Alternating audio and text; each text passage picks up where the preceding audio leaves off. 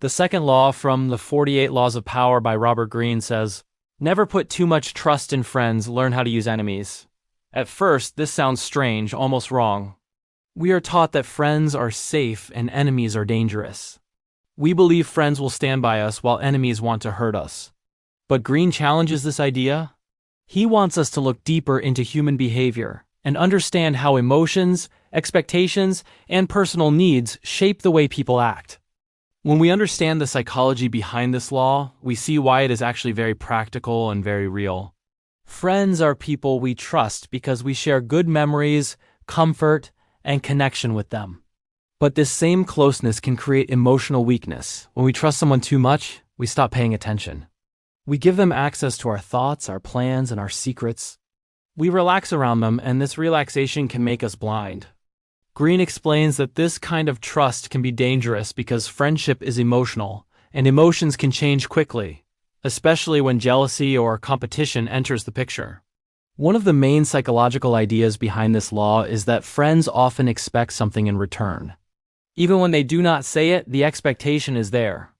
Maybe they expect constant support. Maybe they expect loyalty even in situations where you need to think logically. Maybe they expect special treatment because of the friendship. All of this creates pressure. When emotions guide behavior, people lose objectivity. A friend can become jealous if they feel you are getting ahead of them. They can become insecure if you grow in ways they do not. They can feel threatened if you succeed faster than they do. These feelings can lead to actions that hurt you even if they do not intend harm. Another reason Greene warns about trusting friends too much is that friends often feel comfortable in ways that reduce respect. When someone knows you very well, they might begin to take you for granted. They know your routines, your weaknesses, your fears. They may start making assumptions about what you will or will not tolerate. They may become lazy in the relationship. They may stop trying to impress you or prove their reliability. The friendship becomes automatic, and automatic behavior can lead to sloppy behavior. People get careless when they feel too safe. Now let's look at the second part of the law, learning how to use enemies. Many people misunderstand this point. Greene is not saying you should become evil or manipulative. He is not telling you to hurt others. What he means is that enemies can sometimes be more reliable than friends because their motivation is different. An enemy wants to prove something. If you offer them a chance to work with you, they often perform better because they want to show they are strong, capable, and worthy of respect. There is no emotional fog, no expectation of comfort, no jealousy from friendship. Everything is clear and direct. Enemies, when turned into allies, often become more loyal than friends because the relationship is built on respect, not comfort. When someone once opposed you and now works with you, they want to prove their loyalty. They want to show they can be trusted in this new bond. They want to show they have changed. Their effort is often stronger and more consistent than the effort of a friend who feels safe and relaxed. Another psychological truth is that enemies see your strengths more clearly. Friends often see you through emotion. Enemies see you through analysis. They watch what you do, how you act, where you are strong and where you are weak. If you turn an enemy into a partner, you gain someone who understands real details about you, not just emotional impressions. They can offer insights a friend might be too gentle or too biased to give. This law also teaches us something important about human nature. People change based on situations. A friend today can become a rival tomorrow if circumstances push them in that direction. A friendly relationship is not a guarantee. Greene wants us to stay awake and aware. Trust should be earned through repeated behavior, not given simply because someone shares a personal bond with us. Another aspect of this law is the danger of mixing friendship with business or important decisions. When we work with friends, we tend to be too forgiving. We let mistakes slide. We avoid saying hard truths. We avoid giving criticism because we do not want to hurt their feelings. This can lead to bigger problems later. When something goes wrong, it is harder to confront a friend. The relationship becomes emotional chaos. Business becomes personal. Decisions become cloudy.